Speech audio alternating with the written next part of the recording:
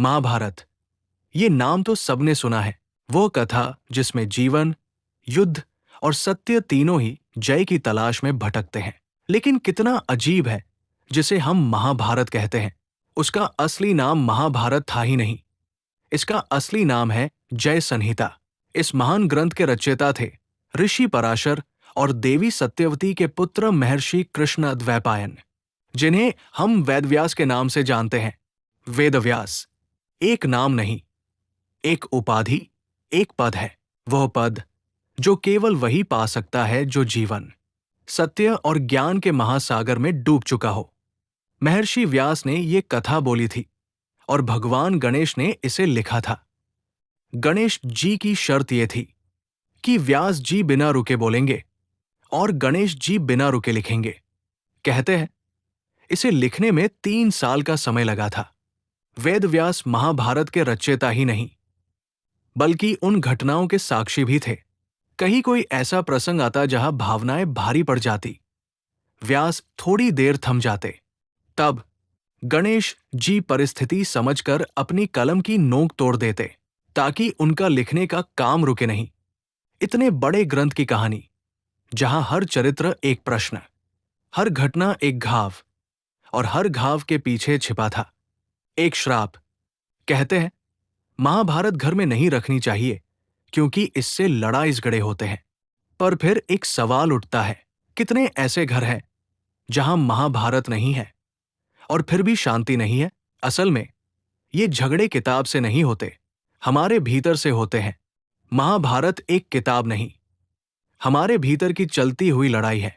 ये उन लोगों की कहानी थी जिनके भीतर हर दिन एक संघर्ष चलता था, अहंकार और विनम्रता का, सत्य और छल का, धैर्य और क्रोध का। इसमें धृतराष्ट्र, हमारा दिमाग जिसमें नकारात्मक विचार होते हैं। धृतराष्ट्र हर घर में है, जो बहुत बार सच को देखने से इनकार कर आंखें बंद कर लेता है, अपनों के दोष भी प्यार की आड़ में छुपा लेता है।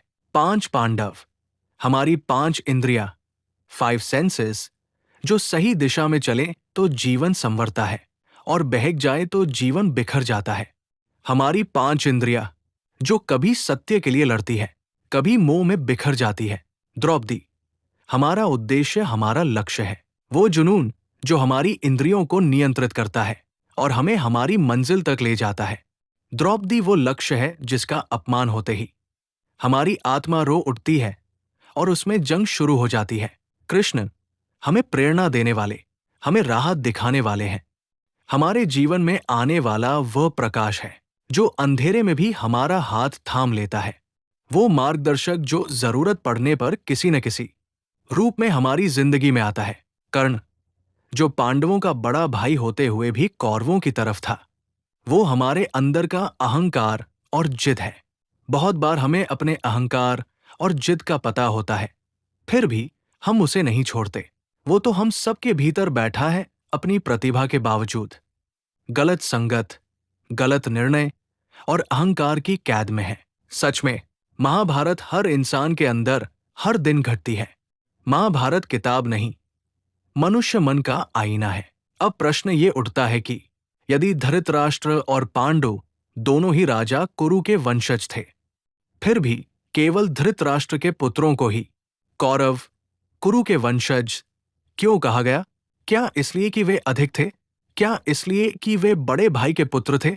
यदि पांडव कुरु वंशज नहीं थे, तो फिर वे किसके वंशज थे? यही प्रश्न सिर्फ एक वंश की कहानी नहीं खोलता, ये खोलता है एक श्राप का रहस्य। इतिहास का यही सवाल आपको ले जाता है उस रहस्य की ओर, जिसने आगे चलकर पूरा भारत, पूरा वंश और पूरा भविष्य बदल दिया।